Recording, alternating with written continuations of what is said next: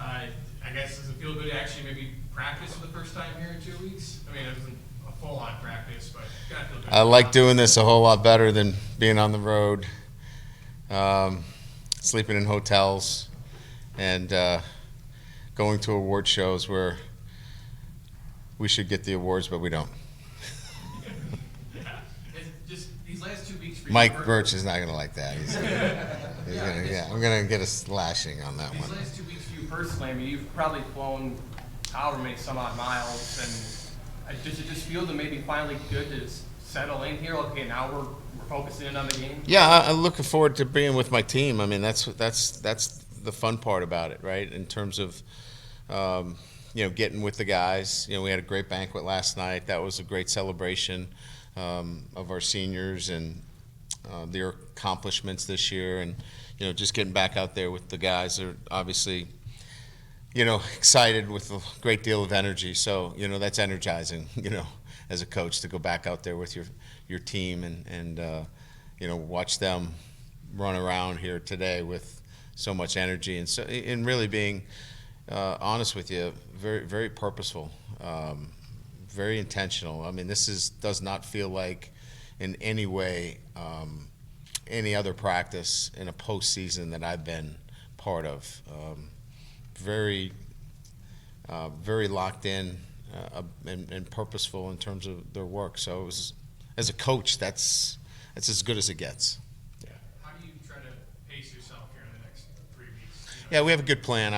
Preparation is key, right? So I think we have a very good plan put together, bringing us right up to when we send them home, and then get back together, at the both sides. So I think we have a very good plan that will get them peaking at the right time. And did you decide to leave for the game on the 23rd? Yeah, we did. I made a change in our schedule where we'll finish up now on the 20th, send them home on the 20th, and still the same amount of time off. It's just I felt like reporting on the 23rd, I wanted to get settled in. So we have the earlier slot for practice, so we'll be done by 2 o'clock. It'll get them a chance to enjoy Christmas Eve, FaceTime their families, enjoy that a little bit more. So I felt like instead of really taking Christmas Eve away from them essentially by traveling, this allows them to really enjoy Christmas Eve. Coach Sweeney, I think, is 95 and 15 in the last 8 years, which is pretty ridiculous numbers. Outside of the obvious talent that he's been able to gather, is there a common thread that runs through his teams that has allowed him to have that kind of success? He's only played us once.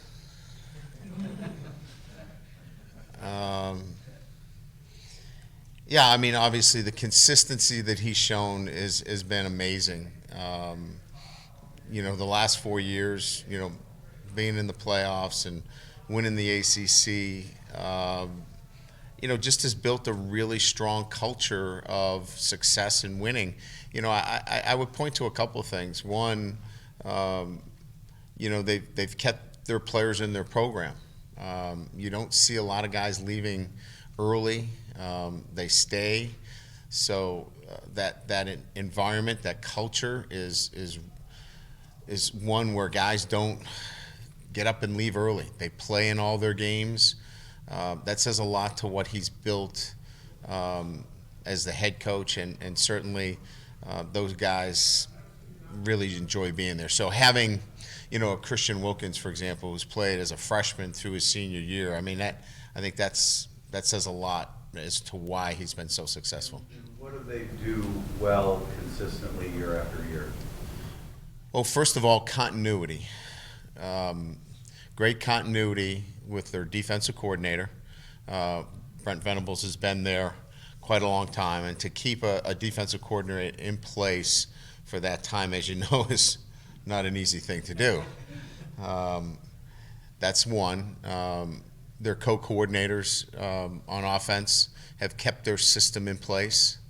I think those two things, having that system that is very similar to what they've done over the past 5-6 years, and then they have really invested in their program, their facilities, and then they've done a great job recruiting.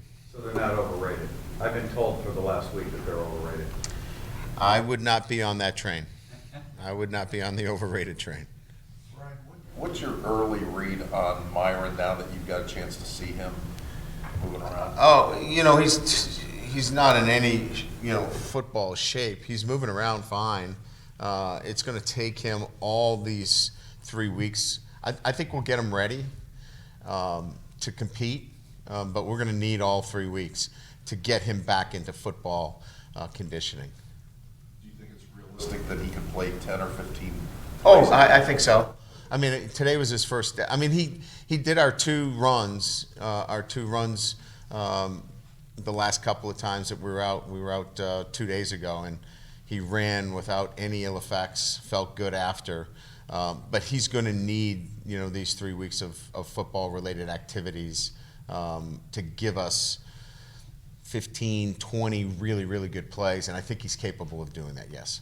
Brian, I know that this is a really focused group, but, agents aren't playing the game sometimes, and you've got kids that have some NFL decisions. How do you handle that during this month? Do you ask your kids to kind of put that off? Do you put it on the table and talk about it a little bit? How do you handle that? Yeah.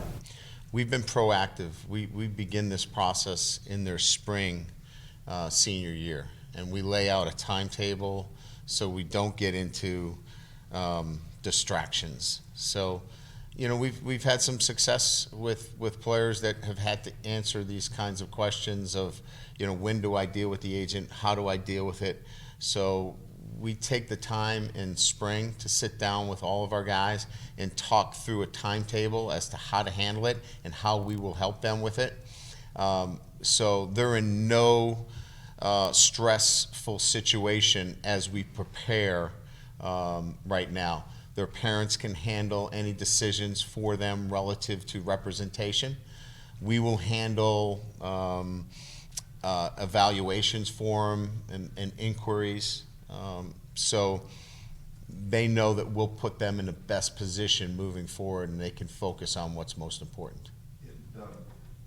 With these players with the NFL draft board or evaluation board, Yeah. are you going to have 5 guys that you put? Yeah, we in? put 5. We put 5 out. Yes. No, I don't like to do that. They're able to, if you want to.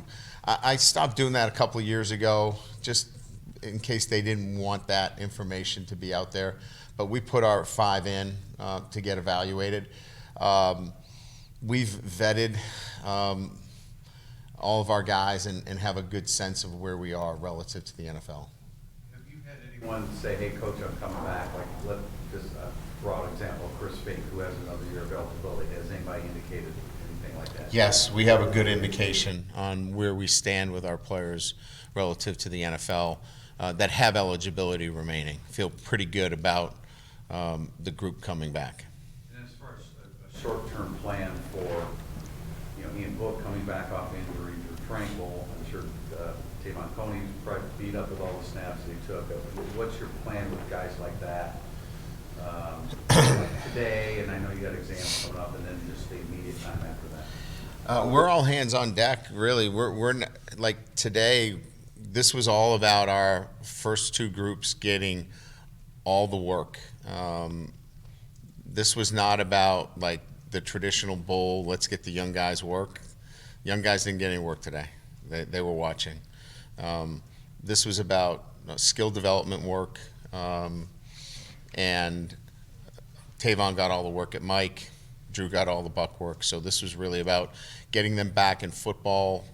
Today was the first day of spring ball for them, and that was their mindset. That's what we prepared them for. We wanted fundamentals.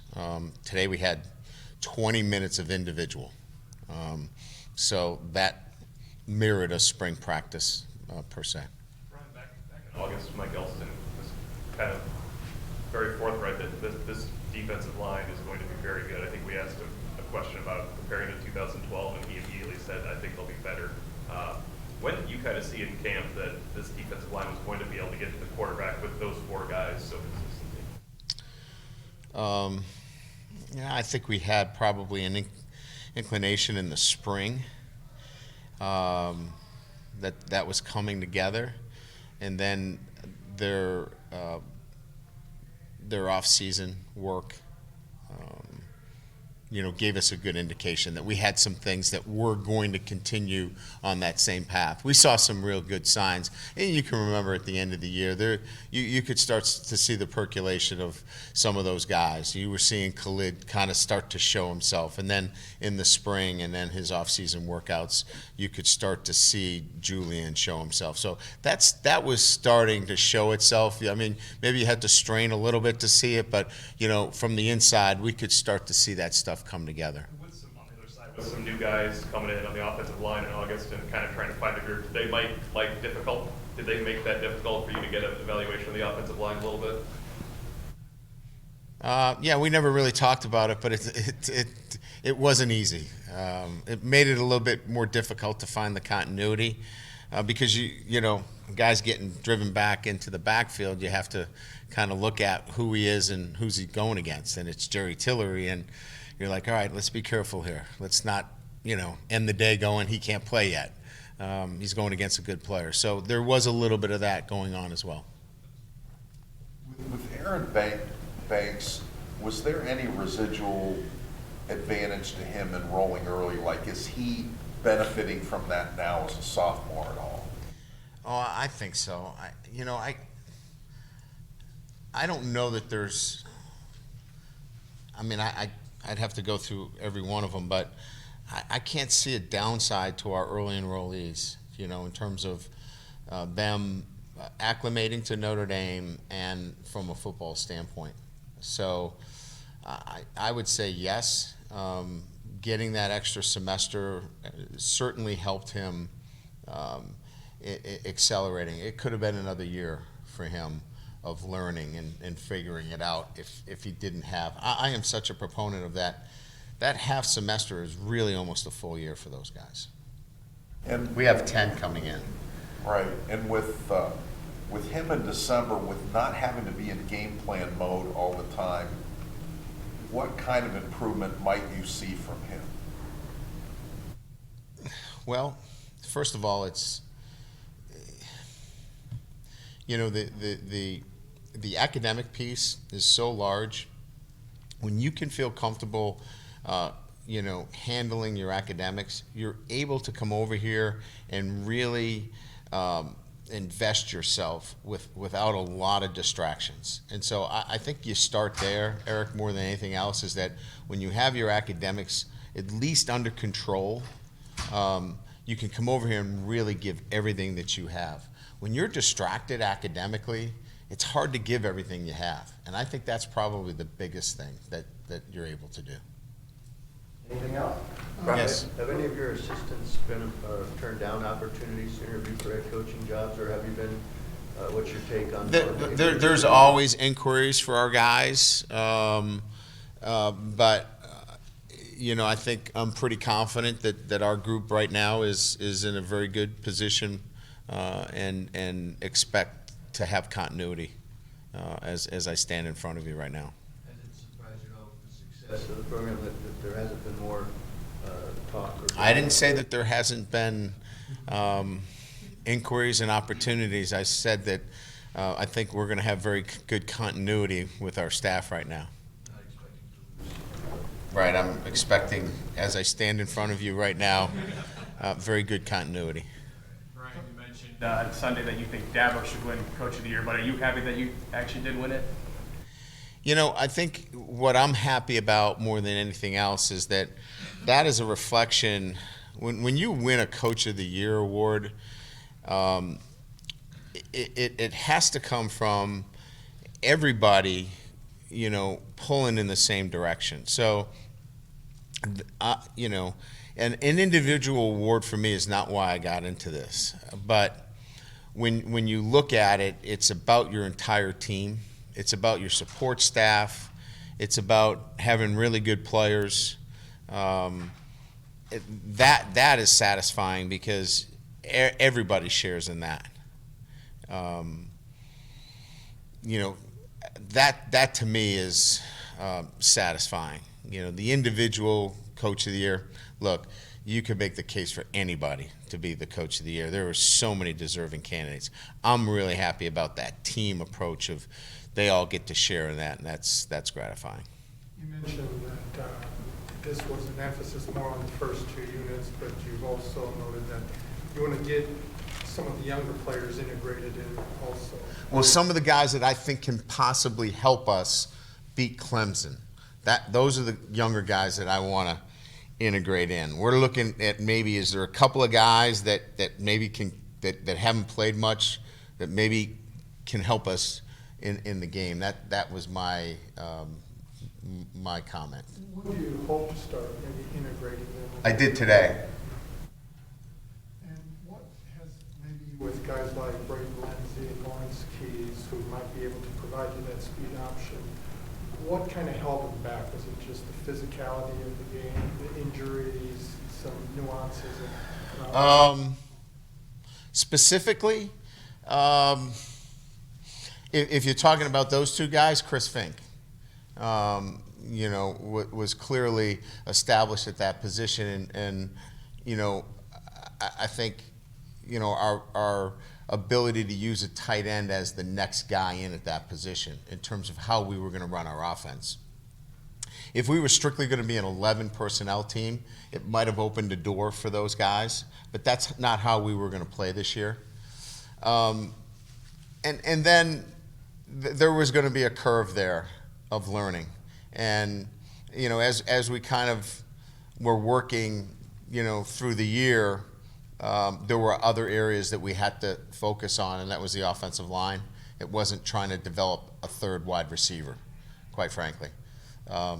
So that's kind of how it went that way. Now we're looking for maybe one more speed guy that might be able to do some things for us in a limited role. That's why I've kind of talked in those terms. So we've got a couple of guys on addition. We'll see if there's a gong show or actually somebody actually can come up and do something. Is there some trepidation about putting somebody in for the first time in such a competitive environment like the playoff? Yeah, we're not going to. I mean, he's going to be in a role that you know we can craft and create. That is, it's only going to be a positive. He's not going to be required to catch 6, 7, 8, 9 balls. He's going to do some things that create some opportunities that if it's either going to be a hero or a zero play for us, it'll be one of those.